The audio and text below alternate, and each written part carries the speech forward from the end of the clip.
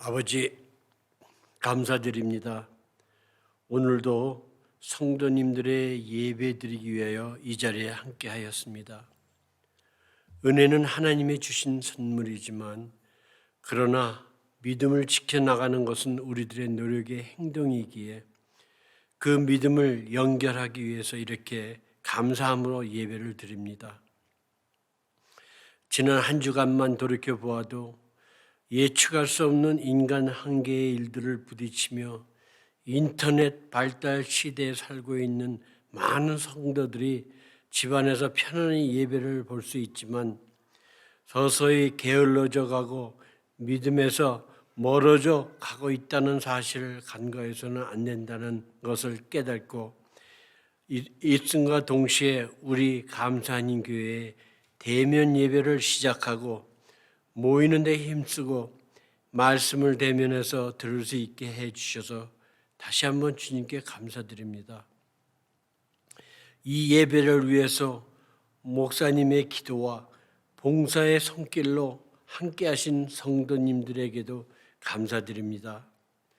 이 주님의 성전에 모이게 하신 큰 뜻은 영원부터 만물을 창조하신 하나님 속에 감추어졌던 비밀의 경륜이 어떠한 것을 드러내려 하심이며 이는 이제 교회로 말미암아 하늘에 있는 통치자의 각종 지혜를 알게 하심이며 곧 영원부터 우리 주 그리스도 예수 안에서 예정하신 뜻대로 그 뜻을 사도들을 통해서 다시 강조하셔서 감사드립니다. 또한 우리의 간절히 원하는 것은 어떤 신령한 은사를 우리에게 나누어 주셔서 우리를 믿음에 경겁게 하여 함이니 그렇다고 우리가 신앙생활을 열심히 한다고 해서 시험이 없고 평탄한 것은 아니란 것을 성경을 통해서 증명해 주고 있습니다. 어린아이가 받는 시험이 틀리며 중고등학생이 받는 시험도 있고 장성한 사람들의 받는 시험도 있으니 주님이 부르시는 그날까지 우리들은 모두 다 그 시험을 거쳐가고 있습니다. 아버지, 그래서 믿음을 지키는 것은 우리들의 노력의 대가이기에 이렇게 모이는데 힘쓰고 있습니다. 들에서 양을 치는 목동에서 시작하여 이스라엘 백성의 통치자인 왕이 되고 나서도 수많은 시험을 통해서 기도하는 가운데 주님께 의지하였던 다윗 왕의 고백이 있습니다. 나를 기가 막힐 웅덩이와 수렁에서 끌어올리시고 내 발을 반석 위에 두사 내 걸음을 견고하게 하셨다고 하고 시편을 통해서 고백하셨습니다. 우리 마음을 굳건하게 하시고 우리 주 예수께서 그의 모든 성도와 함께 강림하실 때 하나님 우리 아버지 앞에서 거룩함에 흠이 없게 하시기를 원하옵나이다. 또한 우리가 믿는 자들에게 연단하려고 오는 불시험을 이상한 일 당하는 것 같이 이상히 여기지 말고 오히려 우리가 그리스도의 고난에 참여하는 것으로 즐거워하며 이는 그의 영광에 나타나실 때 우리로 즐거워하고 기뻐하게 하려 함인고로 만일 그리스도인으로 고난을 받으면 부끄러워하지 말고 도리어 그 이름으로 하나님께 영광을 돌리라고 우리들에게 권면의 말씀을 주셨습니다. 하나님, 사랑하심을 받고 부르심을 받는 모든 자에게 하나님 우리 아버지와 주 예수 그리스도로부터 은혜와 평강이 있기를 원하는 사도들의 중요한 하나님의 메시지는 영혼 구원입니다. 그래서 이 시간에도 영혼들을 위해 전도하시는 모든 분들에게 능력을 더하여 주시길 기도드리며 지난주에도 새로 등록하신 새 신자님들에게 그 용기의 박수를 보내드리며 더욱더 믿음을 굳건하게 지켜나가기 위해 많은 성도들이 기도에 동참해 주시기를 바라옵나이다. 또 오늘 이 시간에도 능력의 말씀이 담임 목사님의 입술로 선포하실 때 한없는 은혜와 끝없는 감사와 기쁨과 성령 충만함이 이 성전에 터져 나올 수 있도록 성령님 이 시간에 역사하여 주시옵소서. 이 시간은 첫 시간이오니 마치는 시간까지 함께하여 주셨고 이 모든 말씀 우리 주 그리스도 예수 이름으로 기도드렸습나이다. 아멘. 이 시간 우리에게 주시는 하나님의 말씀은 구약성경 시편 84편 1절에서 9절까지의 말씀입니다. 시편 84편 1절에서 9절까지의 말씀, 우리 한 목소리로 함께 읽겠습니다. 만군의 여호와여, 주의 장막이 어찌 그리 사랑스러운지요. 내 영혼이 여호와의 궁정을 사모하여 쇠약하며 내 마음과 육체가 살아계시는 하나님께 부르짖나이다. 나의 왕, 나의 하나님, 만군의 여호와여, 주의 제단에서 참새도 제집을 얻고 제비도 새끼둘 보금자리를 얻었나이다. 주의 집에 사는 자들은 복이 있나니 그들이 항상 주를 찬송하리이다. 주께 힘을 얻고 그 마음에 시온에 대로가 있는 자는 복이 있나이다. 그들이 눈물 골짜기로 지나갈 때에 그곳에 많은 샘이 있을 것이며 이른 비가 복을 채워주나이다. 그들은 힘을 얻고 더 얻어 나아가 시온에서 하나님 앞에 각기 나타나리이다. 만군의 하나님 여호와여, 내 기도를 들으소서. 야곱의 하나님이여, 귀를 기울이소서. 우리 방패이신 하나님이여, 주께서 기름 부으신 자의 얼굴을 살펴보옵소서. 아멘. 오늘 함께 은혜 받으실 말씀의 제목은 성전을 사모함으로 누리게 되는 축복입니다. 시간은 참 정직합니다. 그리고 늘 변함이 없고 한결같습니다. 어디에 한눈 팔지도 않습니다. 그냥 앞만 보고 쭉 흘러갑니다. 쉬거나 멈추지도 않습니다. 벌써 작년 2020년 3월 15일 주일을 마지막으로 우리가 함께 이곳에서 예배를 드렸고요. 거의 1년 한 달이 지나 이렇게 성전에 다시 모여 우리가 함께 하나님 앞에 예배 드릴 수 있다는 것, 이렇게 살아있어서 하나님을 마음껏 찬양하고 예배 드릴 수 있는 것, 정말 뭐라 말로 표현할 수 없는 가슴 벅찬 감격들이 우리 안에 있습니다. 그런데 사람들은 참 묘하게도 함께 있을 때에는요, 그 사람에 대한 소중함을 잊고 지낼 때가 있습니다. 또 그 사람이 얼마나 내 곁에서 귀한 존재였는지를 잘 모를 때가 있습니다. 내가 무엇인가를 소유하고 있는 것도 마찬가지예요. 내가 가지고 있을 때에는, 그것이 내 수중에 있을 때에는 정말 귀하고 가치가 있고 소중한 것인지를 잘 깨닫지 못할 때가 있습니다. 그래서 20대 초반의 젊은이들이요, 한국에서 이제 군대를 가게 되면 그 엄격한 군법의 통제하에 고된 훈련을 받게 됩니다. 그러면서 제일 먼저 떠오르는 사람이 거의 대부분이 어머니라는 존재를 떠올립니다.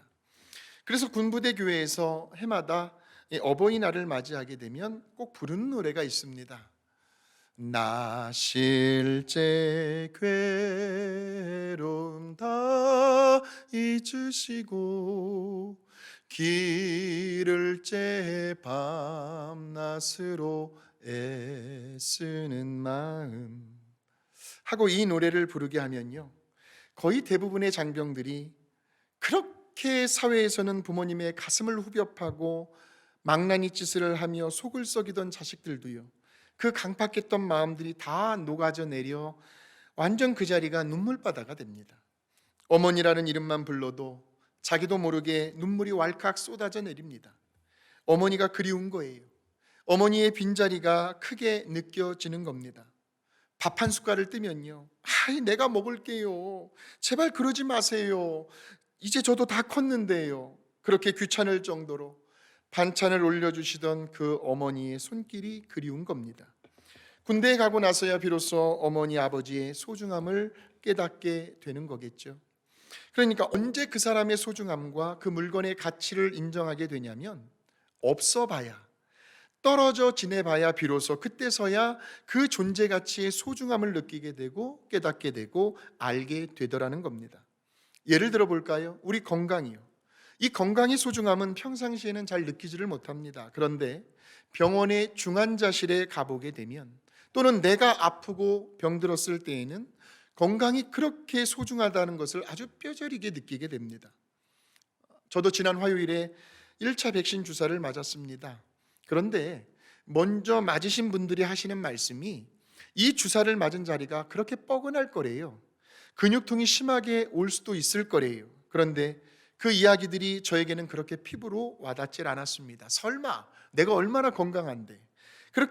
그런데 직접 맞아 보니까 그날 저녁에 오죽했으면 제가 타이레놀을 먹고 잤습니다. 그러니까 직접 맞고 경험을 해보니까요, 먼저 맞으신 분들의 그 말씀이 얼마나 귀하고 소중했는가를 알게 되더라는 겁니다. 그래서 우리 어르신들이 자주 하시는 말씀이 건강할 때의 건강을 잘 챙기라는 거예요. 한 살이라도 더 젊었을 때 건강 관리를 잘 하라는 겁니다. 우리 성도님들 중에 한 분이 이런 말씀을 하셨어요. 대면 예배가 오픈되기 전의 일입니다. 목사님, 지금 이 코로나 상황 중에 카톡을 통해서 보내주시는 순서대로 가정에서 예배를 드리는 것도 나름대로 은혜가 됩니다. 그런데 그래도 성전이 그립습니다. 예배당에서 성도들이 함께 모여 예배 드리는 것만 못하네요 하시며 그렇게 현장 예배를 사모하시는 분이 계셨습니다. 아마도 우리 모두가 다 공감하는 이야기겠지요. 지금 내가 무엇인가를 간절히 원하고 있습니다. 뭔가를 그토록 하고 싶어요. 그런데 이 말을 바꾸어 말하면 그 간절히 원하고 하고 싶은 그것이 지금 내 수중에 없다는 말이기도 합니다. 바로 오늘 우리가 읽은 이 시편 84편에 나오는 말씀의 배경이 바로 그 이야기를 하고 있는 거예요. 지금 이스라엘 백성들은 성전에 나가서 예배를 드릴 수 없게 된 상황입니다. 예배 처소가 사라져 버렸습니다. 예배를 드리고 싶어도 함께 모여서 예배를 드릴 수 있는 장소, 그 공간, 예배당이 없는 실정입니다. 물론 그렇게 되기까지는 여러 복합적인 요인들이 있을 수 있겠지만 anyway 지금 이스라엘 백성들은 예배를 드릴 수 없게 된 그 절박한 환경 속에서 오늘 시편 저자는 이런 고백을 하고 있어요. 만군의 여호와여, 주의 장막이 어찌 그리 사랑스러운지요. 사랑스럽대요, 주의 성전이. 마치 연인들끼리 나누는 대화 같습니다. 내 영혼이 여호와의 궁정을 사모하여 쇠약하며 내 마음과 육체가 살아계시는 하나님께 부르짖나이다. 보세요, 얼마나 성전에 대한 그리움이 컸으면, 얼마나 그 성전을 사모하였으면 자기의 영혼이 쇠약해질 정도로 병들었다는 거예요. 그렇게 여호와의 성전을 사모하며 예배를 드리고 싶은 그 열망이 얼마나 컸던지 지금 그의 마음과 육체가 살아계신 하나님께 부르짖고 있습니다. 자, 그렇다면 오늘 이 시편 저자가 그토록 사모하고 갈망했던 성전, 오늘날의 교회지요, 이 예배당이 도대체 어떤 곳이길래 지금 이 시편 저자는 자기의 영혼이 쇠약해지도록 살아계신 하나님께 그토록 부르짖고 있는 것일까요? 적어도 오늘 본문 말씀 속에서 시편 저자는 성전에 대해서, 성전의 개념을 두 가지로 말씀하고 있습니다. 첫 번째로 성전은 하나님의 임재를 경험하는 장소라는 겁니다. 무슨 그저 사람들끼리, 단순히 성도들끼리의 모임이 아니라는 거죠. 자, 1절에서 4절의 말씀을 보게 되면 성전에 대한 여러 다양한 표현들이 나오고 있습니다. 1절에는 주의 장막이라고 나와 있고 2절에는 여호와의 궁정, 3절에는 주의 제단, 4절에는 주의 집이라는 표현을 쓰고 있습니다. 그러니까 얼핏 보면 그냥 장막, 궁정, 제단, 집이라고 표현해도 될 텐데 굳이 이 시편 저자는 그 앞에 주라는 단어를 강조하고 있습니다. 주의 장막, 주의 궁정, 주의 제단, 주의 집이라는 겁니다. 그러니까 성전, 오늘날의 교회는요, 어느 그 누구의 소유도 될 수 없다는 말씀이겠죠. 어느 특정한 한 사람의 소유가 될 수 있는 것이 아니라는 거예요. 그래서 우리 예수님께서 하신 말씀 중에 마태복음 16장 18절에 보시면 또 내가 내게 이르노니 너는 베드로라. 내가 이 반석 위에 내 교회를 세우리니, 예수님께서 자신의 교회를 세우시겠답니다. 음부의 권세가 이기지 못하리라. 예수님께서요, 물론 베드로가 그 앞절에서 주는 그리스도시요 살아계신 하나님의 아들이시니이다라고 아주 퍼펙트한 신앙 고백을 했지만 예수님은 베드로, 내가 너의 교회를 세운다고 말씀하지 않았습니다. 교회는 누구의 교회도 될 수가 없습니다. 오직 우리 예수님만이, 우리 주님만이 교회의 성전의 주인이 되신다는 말씀입니다. 그래서 우리 예수님의 아주 유명한 말씀이 있죠. 성전 안에서요, 장사하는 사람들을 향하여 예수님께서 크게 노하셨습니다. 막 상을 뒤집어 엎으셨어요. 의로운 분노가 예수님의 속에서부터 막 일어나고 있었습니다. 그러시면서 하시는 말씀이 내 집은, 이 성전은 만민이 기도하는 집이라. 그런데 너희가 내 집을, 예수님의 집이래요, 강도의 소굴로 만들었도다. 사랑하는 성도 여러분, 그러므로 성전에서의 예배는 그 집의 주인을 기쁘시게 드려야 합니다. 저와 여러분이 주인공이 아니에요. 더 엄밀히 말하면 예배는 받는 것이 아니라 무슨 싸움 구경하듯이 보는 것이 아니라 드리는 겁니다. 내 몸과 마음과 믿음과 시간과 물질과 에너지를 하나님 앞에 올려드리는 거죠. 그러니까 모든 예배의 초점은 우리들의 감정과 기분에 맞춰지는 것이 아니라 어디까지나 철저히 그 성전의 주인, 오늘 우리들의 찬양과 경배와 존귀와 영광을 받으시게 합당하신 오직 유일하시고 살아계신 만군의 여호와 하나님 그분께만 초점이 맞추어져야 한다는 말씀입니다. 그래서 예배는 성전의 주인이신 하나님께서 우리들의 비위를 맞추는 것이 아니라 우리들이 하나님의 뜻에, 하나님의 마음에 합한 사람이 될 수 있도록 우리를 하나님께 맞추어 가는 겁니다.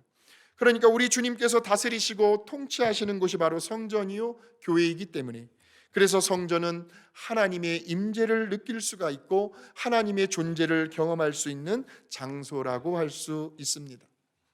그저 마냥 어떤 좋은 사람을 만나 대화를 나누는 정도가 아니에요. 하나님의 임재를 경험한다는 것은 마치 은혜의 강물 속에 푹 들어가는 데 있습니다. 날씨가 쌀쌀해지면 온천들을 많이 다니시는데 거기에 가서 그저 앉아서 온천물을 멍하니 바라만 보고 있는 사람은 없을 겁니다. 갔으면요, 물속으로 들어가야죠. 그래서 그 뜨거운 온천물에 몸을 푹 담그어야 땀도 나고 혈액순환도 잘 이루어지는 거죠. 무슨 말일까요? 나와 온천물이 하나가 되어야 한다는 말씀입니다. 이처럼 하나님은 지금도 저와 여러분이 이 성전에서, 이 교회에서, 이 예배당 안에서 하나님의 영광 가운데로 강단에서 폭포수처럼 쏟아져 나오는 그 은혜의 강물 속에 우리들의 영혼, 육, 지정의가 푹 잠기기를 원하십니다.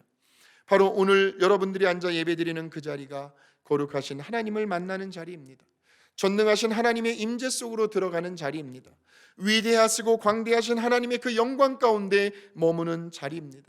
그래서 지금 이 순간에도요, 하나님의 말씀이 선포되어지고 있을 때에 때로는 그 말씀이 내 영혼을 꽝 하고 울릴 때가 있습니다. 내 가슴에 부딪힐 때가 있습니다. 남 얘기하는 것이 아니라 하나님께서 이 시간 나에게 주시는 생명의 말씀이구나. 마음이 뜨거워지고 감동이 벅차오르고 때로는 울컥하기도 합니다. 말씀이 내 마음밭에 떨어질 때마다 소리를 내든 내지 않든 사람마다 성격이 다르니까요, 나도 모르게 아멘 아멘 하면서 오늘 나에게 주시는 하나님의 음성으로 받아들입니다. 그렇게 말씀이 꿀송이처럼 달게 느껴질 때가 있습니다. 바로 그 순간이 말씀을 통해서 우리를 찾아오시는 그 하나님의 임재를 경험하는 시간입니다. 때로는 하나님을 찬양할 때에 나도 모르게 두 팔이 하늘을 향해 올라가죠. 눈이 감겨지고 기쁨과 감격의 눈물이 흘러내릴 때가 있습니다. 찬양의 음은 잘 모르지만 그 가사를 생각하며 찬양할 때 마치 나의 신앙 고백처럼 느껴질 때가 있습니다. 바로 그 순간이 하나님의 임재를 맛보는 시간입니다. 때로는 하나님께 간절히 부르짖으며 기도할 때에 나도 모르게 처음에는요, 기도가 그렇게 쉽게 나오질 않아요. 그러다가 어느 순간 기도줄이 잡힐 때가 있습니다. 기도가 막 터져 나옵니다. 평소에는 생각지도 못했던 기도 제목이 문득 떠오를 때가 있습니다. 복잡했던 마음이 안정이 되기 시작합니다. 평안해집니다. 자신감이 생겨나고 담대해집니다. 더 이상 세상의 문제 때문에 내 몸이 아픈 것 때문에 괴로워하지 않습니다. 감사하게도 우리 교회는 특별히 예배 때의 치유기도 시간이 있습니다. 그때에 하나님께서 나를 치료하고 계시는구나, 나를 만져주고 계시는구나 하는 아주 강력한 신비한 체험을 하시는 성도님도 계십니다. 뿐만 아니라 지금 이 돌아가는 코로나 상황으로 인하여 불안해하거나 두려워하지 않습니다. 언제 끝날래나 걱정하지 않습니다. 염려하지 않습니다. 모든 것은 다 하나님의 주권, 하나님의 섭리, 하나님의 계획 속에 있다는 것을 믿고 그냥 받아들입니다. 불면증이나 우울증으로 시달리지 않습니다. 아무리 시험거리, 어떤 고민거리가 찾아와도 no problem, 나에게는 문제가 되지 않는다. 하나님이 나와 함께 하시는데, 하나님이 내 편이 되어주시는데, 그렇게 고백하면서 환경과 상황을 초월하는 긍정적인 사람이 되어갑니다. 하나님의 선하심에 대한 믿음의 확신이 생겨납니다. 마음이 여유로워집니다. 바로 그 순간이 하나님의 임재를 경험하는 시간입니다. 두 번째로 시편 저자는 성전을 가리켜 우리들의 영혼의 안식과 쉼을 얻는 장소라고 말을 합니다. 4절을 한번 보실까요? 주의 집에 사는 자들은 복이 있나니 그들이 항상 주를 찬송하리이다. 주의 집이라는 표현을 쓰고 있습니다. 여러분, 집, 가정하면 제일 먼저 뭐가 떠오르시나요? 편안하지요. 빨리 집에 들어가서 쉬고 싶지요. 편안히 쉴 수 있는 곳입니다.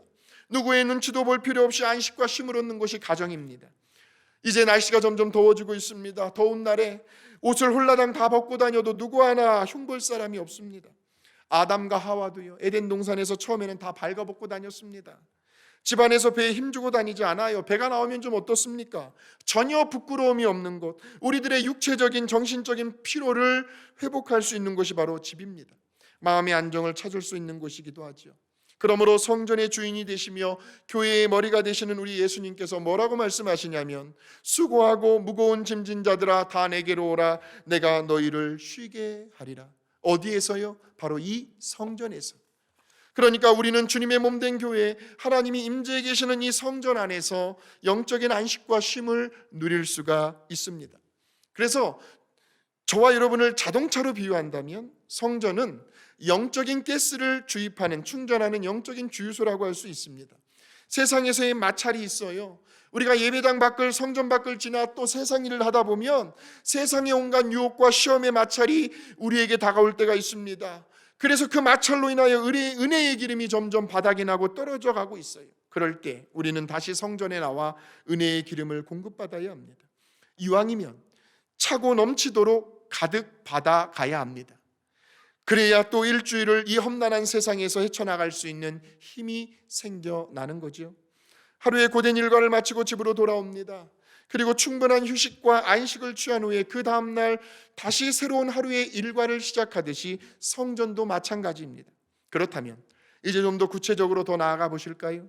우리가 하나님의 임재를 경험할 수 있는, 또한 영적인 쉼과 안식을 누리며 육체적으로 정신적으로도 회복할 수 있는 이 예배당, 이 성전을 저와 여러분이 그토록 갈망하며 사모할 때 하나님은 우리들에게 어떤 축복들을 베풀어 주실까요? 다시 말해서 오늘 말씀의 제목이지요, 성전을 사모함으로 누리게 되는 축복은 어떤 것이 있을까요? 첫 번째로 5절을 보세요. 주께 힘을 얻고 그 마음에 시온에 데려가 있는 자는 복이 있나이다. 주께 힘을 얻고, 그러니까 주님이 저와 여러분에게 힘을 주신다는 겁니다. 보이지 아니하는 그 어떤 강력한 힘을 저와 여러분에게 불어넣고 계신다는 거예요. 나의 힘이 되신 여호와여, 내가 주님을 사랑하나이다. 이사야 선지자도 이렇게 고백합니다. 너는 알지 못하였느냐, 듣지 못하였느냐. 영원하신 하나님 여호와 땅끝까지 창조하신 이는 피곤하지 않으시며 곤비하지 않으시며 명철이 한이 없으시며, 우리 하나님은 피곤함을 전혀 느끼지 못하십니다. 오히려 피곤한 자에게는 능력을 주셔요. 무능한 자에게는 힘을 더하셔요. 소년이라도 피곤하며 곤비하며 장정이라도 넘어지며 쓰러지되 오직 여호와를 앙망하는 자는 새 힘을 얻으리니. 할렐루야! 독수리 날개치며 올라감 같을 것이요 다른 박질하여도 곤비하지 아니하겠고 걸어가도 피곤하지 아니하리로다.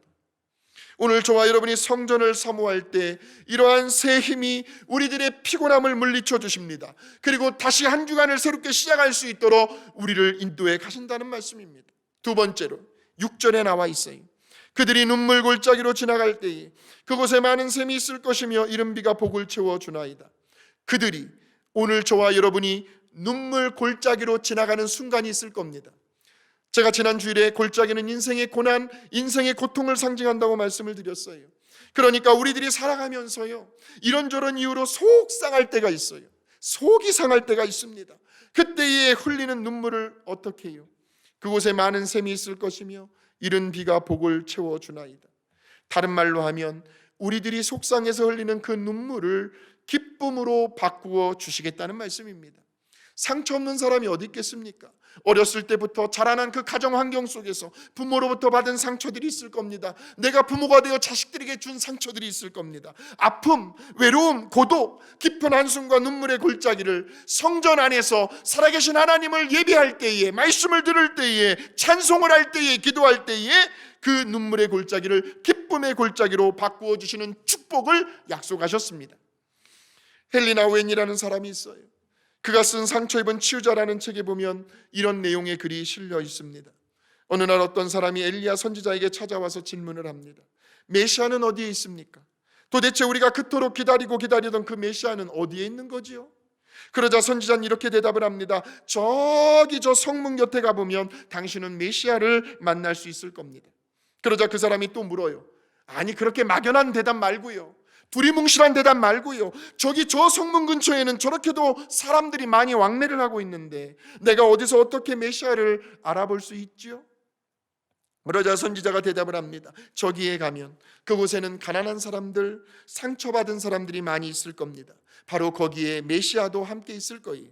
그런데 그 메시아를 알아볼 수 있는 방법은, 물론 메시아도 가난하고 상처를 입은 모습이지만, 그러나 그는 그럼에도 불구하고 다른 사람들을 오히려 돌보아주고 치료해 주느라 정신없이 바쁘게 뛰어다니고 있을 것입니다. 바로 그 사람이 틀림없는 메시아일 것입니다 하는 내용입니다. 물론 우리 예수님도 이 땅에 계실 때 참 많은 상처를 받으셨습니다. 배신의 상처가 있었어요. 제자들이 다 도망가 버렸습니다. 자기들 목숨 보존하겠다고 예수님 곁을 떠나 남을 나라 다 도망가 버렸어요. 버림받음의 상처도 있으셨어요.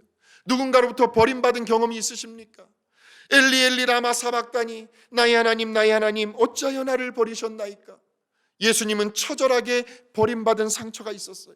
가난의 상처가 있었습니다. 목수의 아들로 태어나 30년을 가난하게 사셨습니다. 당시 종교 지도자들로부터의 거짓 술수와 모략, 시기와 질투, 무시당함의 상처 등 여러 말로 다 표현할 수 없는 육체적 고통의 상처를 입으셨습니다. 그리고 끝내는 아무런 말 없이 십자가 위에서 물과 피를 다 쏟으시고 결국은 숨을 거두시지요. 그러나 그렇게 많은 상처를 입으시고도 우리 주님은 오늘 현재 저와 여러분이 겪고 있는 그 수많은 아픔과 고통과 상처들을 치유하시기를 원하십니다. 우리 예수님이 몸소 그 상처들을 다 겪어보셨습니다. 주님은 오늘 우리들이 무엇 때문에 아파하고 무엇 때문에 고민하며 무엇 때문에 괴로워하고 고통스러워하는지를, 우리들의 그 깊은 한숨소리와 눈물의 기도와 내면의 상처를 다 알고 이해하고 계십니다. 사랑합니다, 나의 예수님. 사랑합니다, 아주 많이요. 사랑합니다, 나의 예수님. 사랑합니다, 그것뿐이에요. 사랑한다 아들아, 내가 너를 잘 아노라. 사랑한다 내 딸아, 내게 축복 더하노라. 우리 예수님께서요, 하나님의 아들 딸 된 저와 여러분의 그 상처를 잘 알고 계신답니다. 뿐만 아니라 주님은 오늘 저와 여러분을 향해서 너희들이 가지고 있는 그 상처는 내가 알아서 다 치유해 줄 테니 너희는 오히려 너희들의 그 관심과 시선을 너희 주변에 너희보다도 더 아파하고 신음하며 더 고통을 당하고 있는 그 이웃들을 돌아보라고, 구역 식구들을 돌아보라고, 성도들을 돌아보라고 말씀하십니다. 그 과정을 통해서 주님은 우리들의 상처뿐만이 아니라 우리들이 돌보는 그 이웃들의 상처까지도 얼마든지 치료해 주시며 그 눈물의 골짜기를 기쁨의 골짜기로 바꾸어 주시겠다고 약속하셨습니다. 마지막 세 번째로 성전을 사모함으로 누리게 되는 축복은 9절에 나와 있습니다. 우리 방패이신 하나님이여, 주께서 기름 부으신 자의 얼굴을 살펴보옵소서. 우리의 방패이신 하나님이여, 그러니까 하나님께서 오늘 저와 여러분의 방패가 되어 주시겠다는 말씀입니다. 굳이 우리가 머리를 싸매면서 밤잠을 못 이루며 어떻게 해서든 해결해 보려고 애쓰지 않아도 우리 주변에서 우리의 심령, 우리의 마음, 우리의 가정, 우리의 일터, 우리의 믿음을 공격해오는 그 수많은 악한 세력들로부터, 그 유혹과 시험에서 하나님이 친히 우리들의 방패가 되어 주시겠다는 말씀입니다. 코로나 바이러스가 우리들 근처에 얼씬도 하지 못하도록 하나님께서 방패가 되어 주시겠다는 말씀이죠. 자, 출애굽기 14장 13절에서 14절의 말씀을 봅니다. 너희는 두려워하지 말고 가만히 서서 여호와께서 너희를 위하여 행하시는 구원을 보라. 여호와께서 너희를 위하여 싸우시리니 너희는 가만히 있을지니라. 이제 말씀을 정리하겠습니다. 사랑하는 성도 여러분, 오늘 우리들이 예배드리고 있는 이 성전, 여러분이 앉아 계시는 이 예배당은 하나님의 임재하심을 경험하는 곳입니다. 하나님을 만나는 장소입니다. 그래서 정말 이러한 믿음이 오늘 저와 여러분의 마음 가운데 있다면 우리는 매 주일마다 교회의 성전에 나오는 우리들의 자세가 달라지게 될 것입니다. 마음가짐이 달라질 거예요. 막 설레입니다. 옷차림도 달라질 것입니다. 정신 상태예요. 주님을 만나기 전날 밤에 밤늦게까지 뭘 하지 않습니다. 시간 약속이요. 왜요? 이곳에서 먼저 우리 하나님께서 저와 여러분을 기다리시고 맞아주시기 때문입니다. 마치 아버지의 어머니의 품 안으로 들어가는 것 같은 그러한 포근한 느낌을 우리는 이 성전에서 느낄 수 있어야 합니다. 왜냐하면 이 성전은 우리들의 영적인 안식처요, 쉼을 얻을 수 있는 곳이기 때문입니다. 이러한 성전을 우리들이 간절히 갈망하며 사모할 때 하나님은 오늘 우리들에게 세 가지의 축복을 약속해 주셨습니다. 그러므로 이 성전에서 예배를 드리실 때마다 새 힘을 얻고 돌아가시는 저와 여러분이 되시길 바라요. 이 성전에서 예배를 드리실 때마다 내 마음 가운데 상처는 치유되고 우리들의 육신의 연약함은 강건해지고 눈물의 골짜기가 기쁨의 골짜기로 변하게 되는 신비한 영적인 체험을 매주일 이 성전에서 경험하고 돌아가시는 저와 여러분이 되시길 바랍니다. 그래서 그렇게 우리들이 이 성전을 떠나 세상에 한 걸음을 내딛게 되면 그때부터 우리 하나님께서 저와 여러분의 방패가 되어 주십니다. 세상의 한복판에서 문제가 올 테면 와봐라, 그 수많은 유혹과 시험거리 앞에서도 능히 담대하게, 우리에게는 뭐가 있습니까? 말씀이 있지 않습니까? 성령의 검이 있지 않습니까? 믿음의 방패가 있지 않습니까? 그것들을 가지고 악한 세력들과 싸워 승리할 수 있도록 이번 한 주간도 저와 여러분을 인도해 주실 것입니다. 마지막으로 시편 84편 10절의 말씀입니다. 주의 궁정에서의 한날이 다른 곳에서의 첫날보다 나은즉 악인의 장막에 사는 것보다 내 하나님의 성전에서 하나님의 성전 문지기로 있는 것이 좋사오니, 우리 모두 주일 예배 시간이 그토록 기다려지며 주님을 만날 생각을 하니 가슴이 뜨거워지고 설레이며 그렇게 거룩한 성전을 이번 한 주간도 날마다 사모할 수 있는 저와 여러분이 되시기를 주님의 이름으로 간절히 축원합니다. 거룩하신 하나님 아버지, 오늘도 우리 주님이 계신 이 성전에서 우리 귀하신 성도님들이 우리 주님 모시고 신령과 진정으로 온 마음과 정성과 뜻을 다하여 하나님을 찬양하며 예배했습니다. 하나님, 우리 귀하신 성도님들의 마음 가운데 늘 하나님 독수리 날개치는 쇠임을 허락하여 주시옵고, 눈물의 골짜기, 이 세상을 살아가면서 우리가 받았던 그 상처와 아픔과 고통들을 치료해 주시는 기쁨의 골짜기로 변하게 되게 하여 주시오며, 하나님이 방패되어서 이 험난한 세상에서 또 믿음으로 한 주간도 승리할 수 있도록 우리 성도님들의 발걸음을 인도하여 주시옵소서. 지금은 우리 주 예수 그리스도의 은혜와 하나님 아버지의 무한하신 사랑과 성령님의 교통하심과 인도하심이 오늘도 주님이 계신 성전에서 하나님 앞에 예배드림으로 인하여 하나님께서 약속해 주신 그 세 가지의 축복을 받아 누리며 살아가겠다고 결단하는 귀하신 성도님들 머리머리 위에, 저들의 가정과 일터와 사업장 위에, 또 이 땅에 세워진 하나님의 몸된 교회 위에, 우리가 살아가는 이민사회와 미국과 우리의 조국 대한민국과 선교지 위에 이제로부터 영원토록 함께하옵시기를 간절히 축원하옵나이다. 아멘.